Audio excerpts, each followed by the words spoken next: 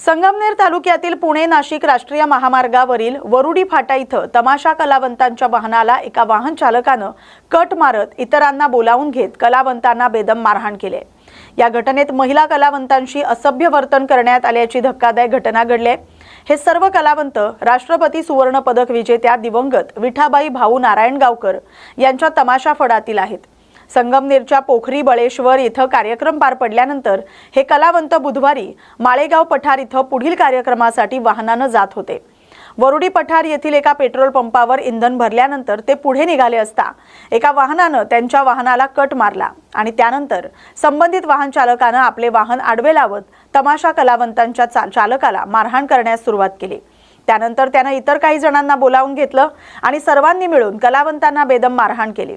नमस्कार, मी पूजा सोनवणे, मी शिवसेना जिल्हाध्यक्ष आहे, अनुसूचित जाती विभाग, अहिल्यानगर। आज घारगाव पोलीस स्टेशनला यायचं कारण असं की आपलं मनोरंजन करणारे आणि आपल्या यात्रा उत्सवांना एक यात्रेचं स्वरूप आणून देणारे तमाशा कलावंत लोक त्यांच्यावर आज अन्याय झालेला आहे।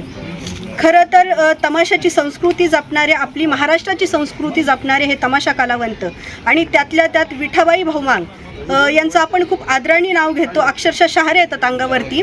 पण आज या तमाशा कलावंतांवरती अशी वेळ आलेली आहे की यांचा जीव धोक्यात आलेला आहे। तमाशा हजेरीचा कार्यक्रम करून पोखरी बाळेश्वरवरून हजेरीचा कार्यक्रम करून निघाल्यावरती एका पेट्रोल पंपावरती हे कलावंत पेट्रोल भरण्यासाठी थांबले होते। काही मद्यधुंद अवस्थेत असलेले 3-4 तरुण येऊन त्यांची गाडी अडवली। त्यांची गाडी अडवल्यावरती तिथले ते त्यांचे ड्रायव्हर असतील, हे त्यांचे लाईट ऑपरेटर आहेत, साऊंड ऑपरेटर आहेत, त्यांना गाडीतनं बाहेर ओढलं, त्यांना मारहाण केली, अक्षरशः त्या दादाचा हात मोडलाय। हा जो दादा आहे हा त्याला सोडवायला गेला, त्याला 6 ते 7 टाके पडले डोक्याला। ह्या ज्या मुली आहेत खरं तर निष्पाप मुली आहेत, गरीब मुली आहेत। पोट भरण्यासाठी एखादी महिला आपल्या नवऱ्याबरोबर ती घराच्या बाहेर पडतीये, जेव्हा बाहेर पडते तेव्हा तिचं संरक्षण म्हणजे काय असतं, महाराष्ट्राची संस्कृती आणि तमाशा लोक कलावंत खरं तर ही आपली संस्कृती म्हणून आपण जपली पाहिजे। पण आज त्यांच्या अब्रूवरती येऊन थांबले, त्यांचे कपडे फाडण्यात आले, त्यांच्या अंगावरती नखाने ओरबडण्यात आले। म्हणजे बोलण्याची परिस्थिती असं सांगू नाही शकत की आज त्यांच्यावरती काय बित्ती रडतायत त्या मुली। त्यांच्या अगदी एखाद्या महिलेच्या चारित्र्यापर्यंत येऊन पोहोचणं आणि एखाद्या कलावंताच्या अब्रूपर्यंत आलंय त्या गोष्टी, तर आपण करतोय काय आणि आपलं चाललंय काय ह्या गोष्टी लक्षात घेणं गरजेचं आहे। एक महिला म्हणून म्हणू शकते की आपण आपली संस्कृती जपा। खरं तर माझ्या भगिनींना न्याय मिळणारच आहे आणि तो आपण सगळे मिळूनच देणार आहोत।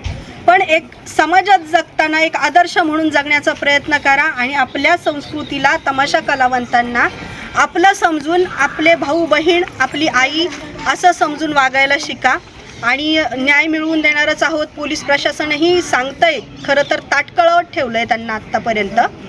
ताटकळलंय, आले दुपारी 2 वाजता, आत्ता वाजलेत 6 वाजलेत, 6:30 वाजलेत, अजूनही काही त्यांची तक्रार घेतलेली नाही आहेत। कुठले विशिष्ट कलम लावायचे ते माहीत नाहीत, पण त्या कलम लावण्यासाठी आत्तापर्यंत थांबलेले आहेत। आता ती आल्यावरती कळेल कुठली कलम लावतायत, काय होतंय ते। जे काही तरुणांनी यांच्यावरती भ्याड हल्ला केला त्या तरुणांना पोलिसांनी पकडण्यासाठी काही प्रयत्न केलेत का, की अशा तरुणांवरती काय कारवाई झाली पाहिजे, काय सांगाल तुम्ही? नक्कीच त्यांना पकडण्यासाठी ते गेलेत, जवळपास 2:30-3ला ते इथनं गेलेत। PI साहेब, थोरात साहेब जे आहेत घारगाव पोलीस स्टेशनचे API थोरात साहेब 3च्या दरम्यान गेलेत ते, पण आता वाजलेत 6:30, अजून कुठलाही आरोपी पकडला गेला नाही। तमाशा कलावंत जे आहेत त्यांनी जे व्हिडिओ काढलेत, आरोपींची ओळख झालेली आहे, तरीही आरोपी अद्यापही पकडला गेलेला नाही। ना आलेत, ना यांना न्याय भेटलाय, ना यांच्या बाजूनी कोणी उभं राहणार आहे। एवढीच विनंती आहे पोलीस प्रशासनाला की ठीक आहे, ते आपल्या गावचे नाही आहेत, परगावचे आहेत, आपल्या पंचक्रोशीचे नसतील, पण आपल्या पंचक्रोशीची शोभा वाढवण्यासाठी ते आले होते आणि त्यांना न्याय मिळावा। बीड जिल्ह्यातील गुन्हेगारी काही केल्या थांबायचं नाव घेत नाही। अमानुष मारहाणीच्या घटना ताज्या असतानाच आता बीडमध्ये एका नवीन घटनेमुळे पुन्हा एकदा खळबळ माजली। प्रेम प्रकरणातून मुलीकडील नातेवाईकांनी एका तरुणाला अमानुष मारहाण केली। त्यानंतर मनस्ताप झालेल्या तरुणानं चिठ्ठी लिहून गळफास घेत स्वतःची जीवनयात्रा संपवली। घटना बीडच्या नेकनूर पोलीस ठाणे हद्दीतील आहे। या प्रकरणी पोलिसांनी 2 आरोपींना अटक केली आहे, तर इतर 2 जण फरार आहेत। नेकनूर पोलीस ठाणे हद्दीतील एका गावातील तरुणीवर त्याचं प्रेम होतं। 29 मार्च रोजी मुलीनं त्याला फोन करून बोलावलं। ही बाब मुलीकडील नातेवाईकांच्या लक्षात आली आणि नातेवाईकांनी त्याला पकडून बेदम आणि अमानुष मारहाण केली। एवढंच नाही तर त्याच्यावर चोरीचा देखील आरोप करण्यात आला। या सर्व प्रकारामुळे मनस्ताप झालेल्या ज्ञानेश्वरनं अखेर चुलत भावाच्या पंक्चरच्या दुकानात जाऊन गळफास घेत आत्महत्या केली। आता या प्रकरणी 2 आरोपींना अटक करण्यात आली आहे। उर्वरित दोघांचा तपास सुरू आहे। गुन्हा रजिस्टर क्रमांक 122/2026 कलम 108, 115(2), 151(2) BNS अन्वये गुन्हा दाखल असून यामध्ये ज्ञानेश्वर तुकाराम कोकाटे वय 23 वर्ष राहणार मांजरसुंबा या मुलाने आत्महत्या केलेली आहे। तर आत्महत्या केल्यानंतर गळफास घेऊन आत्महत्या केली आहे। त्या आत्महत्येचा आम्हाला तिथून स्थानिक नागरिकांकडून माहिती मिळाल्यानंतर संबंधित ठिकाणी जाऊन त्या बॉडीचा सर्च पंचनामा केला असता या ज्ञानेश्वर तुकाराम जे कोकाटे आहेत त्यांच्या खिशामध्ये आम्हाला सुसाईड नोट मिळून आली।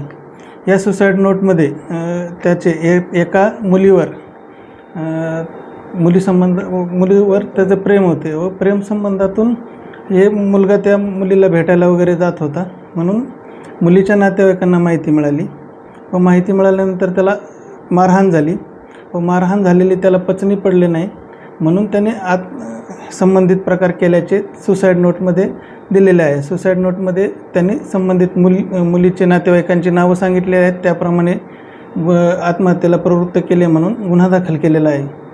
आणि यामध्ये 2 आरोपी आम्ही अटक केलेले आहेत। त्यामध्ये माननीय न्यायालयाने त्यांना पोलीस कोठडी दिलेली आहे। पुढील तपास चालू आहे। हे उर्वरित जे 2 आरोपी आहेत हे उर्वरित 2 आरोपी साठी पोलीस पथक पाठवलेलं आहे। त्यांचे लोकेशन घेऊन पुढील कारवाई करत आहोत।